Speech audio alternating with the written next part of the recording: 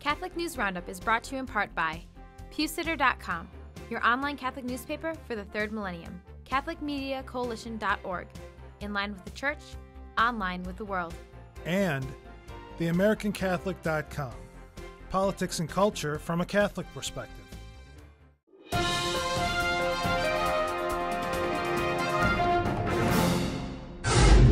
Hello and welcome to today's edition of Catholic News Roundup. I'm Matthew McAuliffe. Bishops' media blitz. Lines are being drawn by the U.S. Catholic bishops over Obama's contraception mandate as they marshal forces for a public relations battle to win support for religious freedom. The United States Conference of Catholic Bishops is planning to launch an election year campaign that it says will include TV ads, radio ads, social media efforts, and preaching about these issues from the pulpit as a priority, enlisting the help of evangelical Christians and other Christian denominations.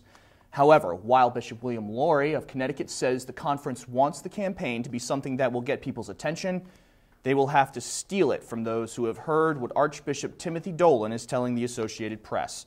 In an interview with the AP on Tuesday, the president of the United States Conference of Catholic Bishops says he still wants to trust that Obama is not anti-religious. Cardinal-elect Dolan says, quote, "I want to take him at his word. I do have to say it's getting harder and harder."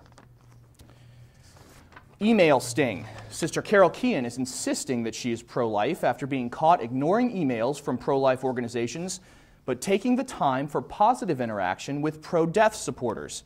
The Catholic nun and president of the Catholic Health Association was tested by a pro-life supporter who posed as several pro-life organizations using several different emails and not receiving a response until emailing her under the guise of a fake California organization called Riverside for Choice.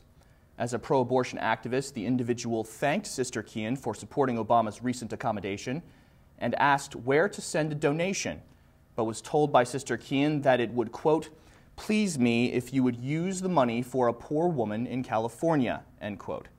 Keehan did not reply to an email that said the money in honor of CHA would go to, quote, "women who can't afford reproductive services."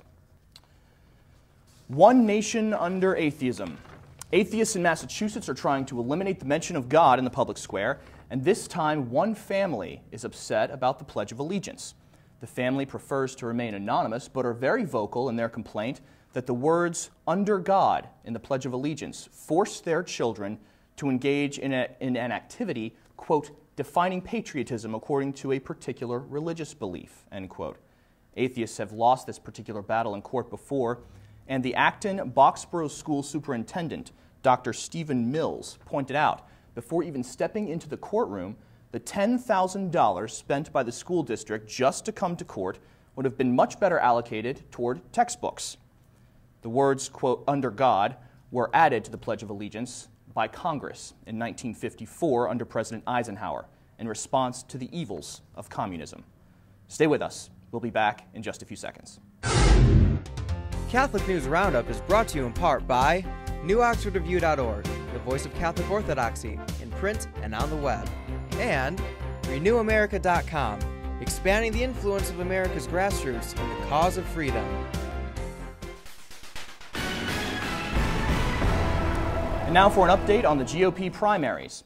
Santorum's warming trend. There may be ice and snow on the ground, but as the Republican race heads to Michigan for the latest primary, Rick Santorum may be heating things up, melting away Mitt Romney's poll numbers. A Rasmussen poll gives Santorum the national lead at 39%, with Romney trailing at 27%. And with Romney under particular pressure to win in his home state, the attack ads are back, drawing on a budget well over $800,000 for his Michigan campaign.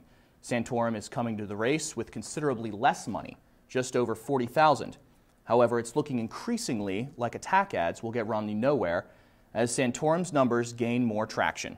Like Romney, some of Obama's numbers are slipping too, with Rasmussen reporting that in the 2008 election, 54% of Catholic voters were likely to vote for Obama.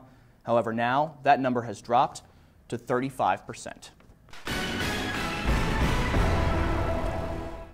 Catholics reconsidering Obama.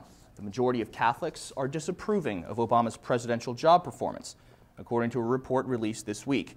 59% of Catholics disapprove at least somewhat, but Rasmussen adds the passion is on the side of those who don't like the job he's doing, though temperaments of Catholics likely to vote are perhaps better explained by the 44% who strongly disapprove of his performance, outnumbering the 19% of Catholics who strongly approve. As the contraception mandate controversy continues, the faithful who adhere to the teachings of the Church will only continue to make their voices more loudly heard on the issue. I'm Matthew McAuliffe. Thanks for tuning in today. Be sure and tune in tomorrow for your daily dose of Catholic News Roundup right here on RealCatholicTV.com. Also be sure to check out The Vortex, where Michael talks about Obama and the Philippines. Thanks for tuning in. Be sure to tell all your friends about us. And as always, God bless you.